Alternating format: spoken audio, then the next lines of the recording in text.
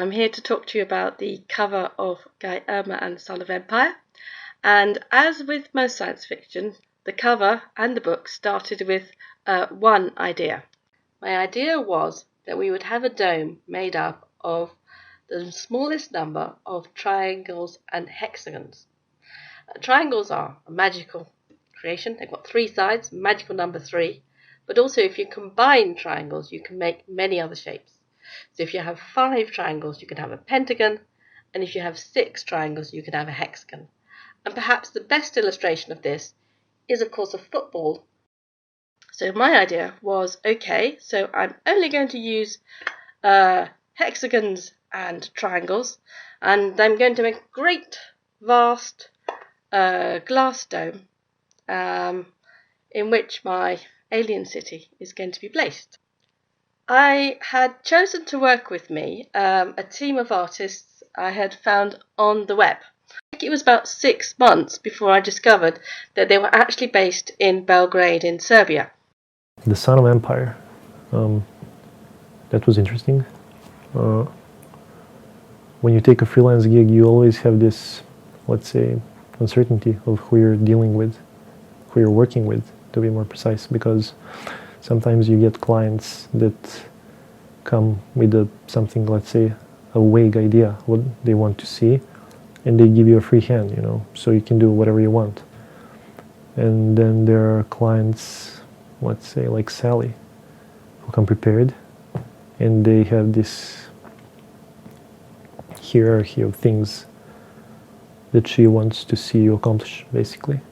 So in that regard, she made my work easier, but also it became a tad more serious and difficult because there were certain expectations I needed to fulfill as an artist to portray the world she envisioned in her head very strongly. So once we set off working, it was interesting because my job from regular cover artist stepped up. We were by this stage about 3 months into the project. We had created the dome, we had created the dome medallion, and then we had created the 2 characters, Guy Erma and Theodore. And at this point, we were able to put together the final composite image, which was, of course, Guy Erma and the Son of Empire.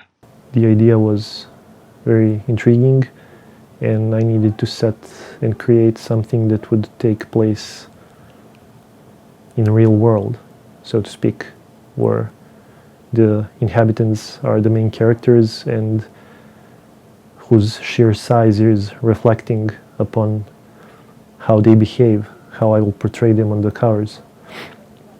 So it was nice, because my role as a cover artist developed into, let's say, environment artist.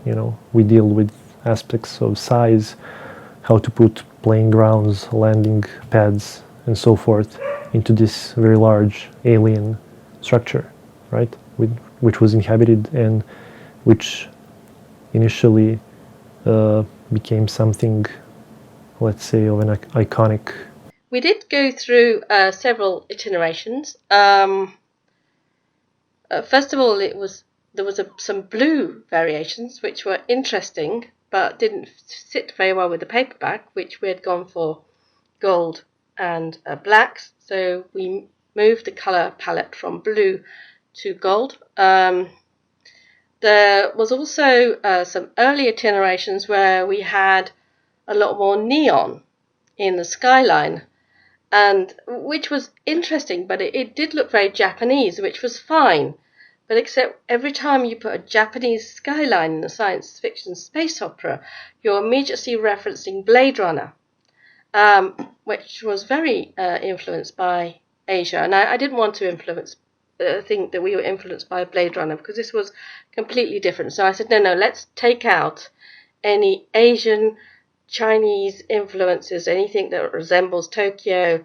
So we took out all the neons and we went back to something which was very much more antique and very much more sort of 18th century European. There was hints of that in the city, which is much more what I was aiming at. Working on this project was really exciting, because it evolved into something so much more than your regular cover art design. It compelled me to do things I don't usually do. So yeah, the Son of Empire. I'm pretty excited to see how this will turn out.